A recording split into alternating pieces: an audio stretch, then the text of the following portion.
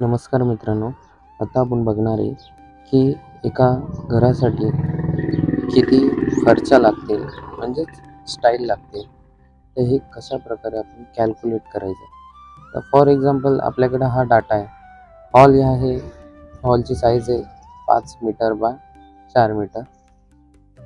किचनची आहे 3 bye 3 metre. आता याचा ओव्हरऑल समजा असा तुमचा हॉल आहे, समजा 4 metre by 5 metre.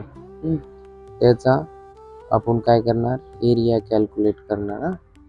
Area calculate करण्यासाठी दोघांचं मल्टिप्लिकेशन करणार. हा आला आपला एरिया, किती आहे 20 मीटर स्क्वेअर.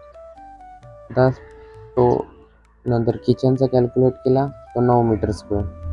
बेडचा केला 4 × 4 60 मीटर स्क्वेअर. आता यांचा टोटल एरिया किती आहे म्हणजे ओव्हरऑल याच्यात आपली फरची किती कव्हर केली आहे. तर बघा, या सगळ्यांची ॲडिशन केली तर तुमचा आन्सर येईल 45 मीटर स्क्वेअर. आता हा आपण एरिया काढला आहे, किती याच्यात आपण फरची बसवणार आहे तो आला. आता आपण एका फरचीचा एरिया काढणार जी आपण फरची बसवणार आहे.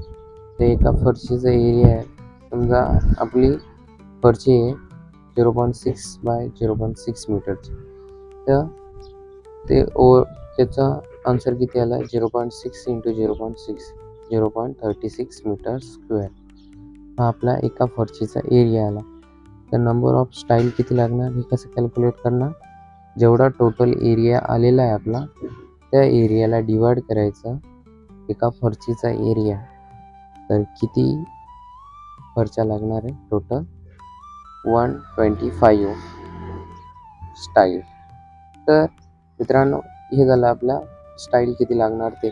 पण ॲक्च्युली जे पण आपलं कन्स्ट्रक्शन वर्क आहे किंवा जी पण आपली साईड आहे तिथं आपण 10% एक्स्ट्रा धरून चालायचं. हे थेरॉटिकली हे बरोबर आहे, पण ॲक्च्युअल साईडवर काय होतं, थोडंफार कुठंतरी स्टाईल आहे ना फुटल्या जातात, काहीतरी प्रॉब्लेम इश्यू आल्यामुळं तर स्टाईलचा भोगा होत असतो. त्याच्यामुळे आपण 10% एक्स्ट्रा धरतो. तर बघा, 10% एक्स्ट्रा धरत असताना 125ला 10% किती होईल तो 12.5.